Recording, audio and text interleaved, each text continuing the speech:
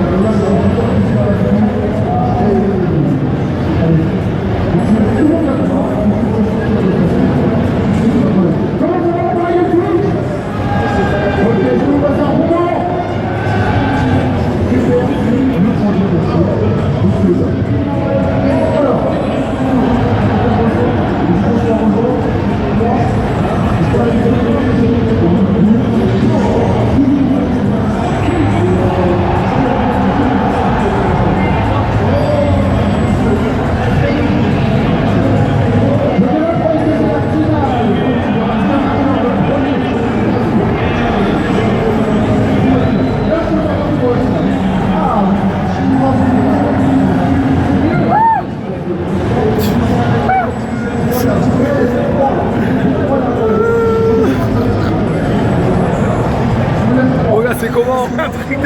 C'est comment? Je t'avais dit. Ah, c'est chaud, hein. Ah, je te l'avais dit. Tiens, mon gars. C'est un truc de ouf. Les ressentis, monsieur? Ouais, écoute, on est vraiment immergé dedans. Ouais, c'est vrai. T'es dedans et c'est vraiment un truc. C'est un truc de ouf. Hein. Ça, ben moi, ça c'est dans mes prochains achats, ça. Bah oui. Ça là. Le verre, ça là, je l'achète. obligé. Je l'achète direct.